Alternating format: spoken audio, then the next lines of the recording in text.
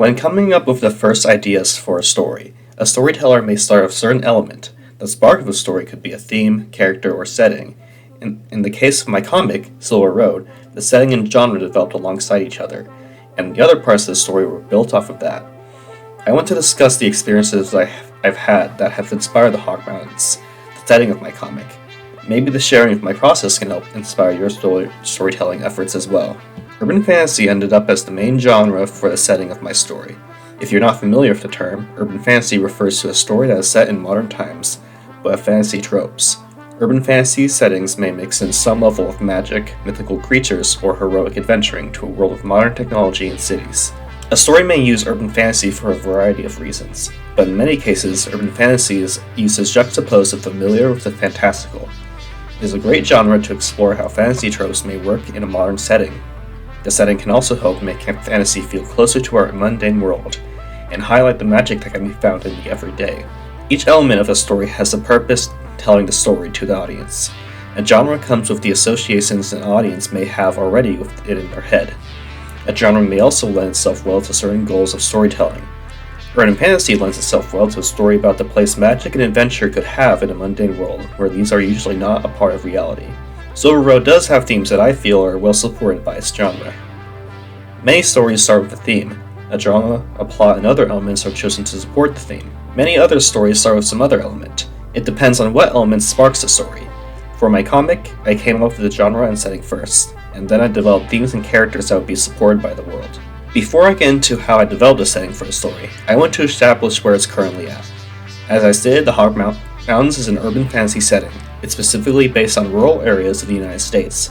Combined with the urban fantasy genre, this means that the roadside attractions that the rural US is known for are actually magical and supernatural. If you're familiar with the show Gravity Falls, the setting is similar, but it's applied to an overarching adventure rather than a monster of the week sort of format. The hidden places of the Hog Mountains are full of features and creatures that have become fantastical urban legends. In general, Silver Road has a strong road trip theme. Camping, vans, and diners are large parts of the lives of the characters. Now I have established what the Hog Mountains are, I want to look back on how I got there. Over the course of my life, I have been on many road trips within a couple days of driving from my home. I've been on many camping trips, including ones in my time as a scout, back then known as the Boy Scouts.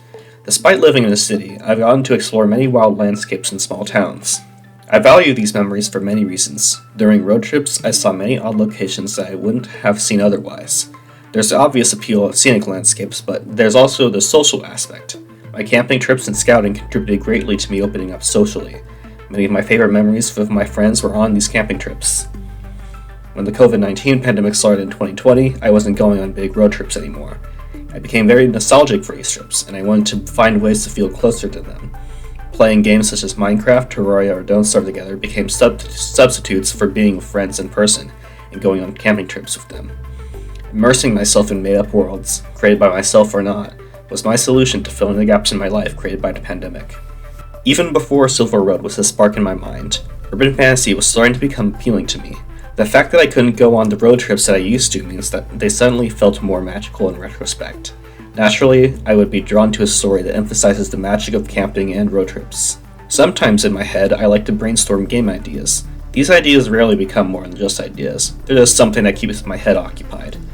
But in the summer of 2020, one of these ideas became a spark. It was a simple idea of a survival world with a camping theme, with supernatural elements that would fit well within campfire stories. There would be several biomes to explore, each one inhabited by a Princess Mononoke-style nature spirit. This game idea never got developed further, but did become the spark for later projects. Later, at the start of 2021, I started to build in a Minecraft server with my friends. You may know it as Cone Town from some of my videos. My initial goal was to make a forest with campsite and cabins, with an implied presence of the supernatural. This is a similar sort of setting to my game idea from earlier. I started developing the Hog Mountains at the same time I started expanding Cone Town. I had the actual Cone Town and a mysterious science facility. This was inspired by watching through old episodes of Hermitcraft, a Minecraft server series on YouTube, where they built a small town with a science facility known as Falswell in Area 77. My expansion of Cone Town inspired the Hog Mountains at the same time, but that's getting a bit too far ahead. What was the moment I started developing the Hog Mountains? The thing that pushed me to start developing the Hog Mountains was the YouTube channel Drawfee, a comedy channel with a group of hosts themed around drawing. At the end of 2020, they made a series of Draga, a pseudo D&D game where a DM leads 3 of the hosts on an adventure where they solve problems of drawing. Draga takes place in an urban fantasy setting, and is probably what pushed my interest in urban fantasy. That wasn't what got me to actually start developing the Hawk Mountains, though. What got me to start the Hawk Mountains was, of all things, an old Drawfee episode where they draw cocktail names as characters. That particular video inspired me because all their characters ended up as a cast of oddballs that live in a small town together, and in the episode, they recommended creating a bunch of characters and putting them in a place. I took that suggestion to heart, and so my task of making characters and putting them in a place began. I took what I was doing with Conetown and started making a whole world with that sort of theme. Guyana was one of the first characters I made for the Hawk Mountains, and the other main characters soon followed. My original intention was to fill the world with a variety of misfit characters, in a similar vein to Undertale or Adventure Time. As the story developed, however, I became more particular about the characters that would be included, and many of my original character ideas were scrapped. I also first designed a map for the Hawk Mountains, at the time called Hawk County, with an arrangement of different environments and areas of interest. It was pretty similar to what the Hawk Mountains are now, though some elements are now rearranged, removed, or added.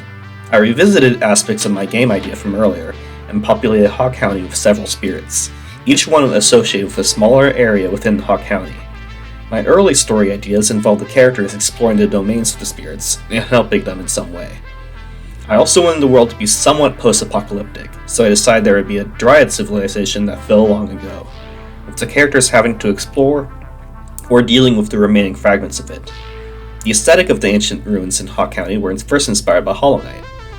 I wanted the supernatural elements of the story to either feel like modern-day cryptids or like remnants of advanced precursor civilization. That's pretty much how I came up with the Hawk Mountains. After I first came up with the idea, I developed characters, plots, themes, and additional locations until the story reached its current state. Many elements of the story ultimately link back up to the genre, an original motivation for the story. I stated earlier in this video that a genre plays a crucial role in supporting the themes of a story. I kept this in mind when developing the themes of my story. I'm only a few chapters into my comics, so I'm not going to spoil all the themes of the story.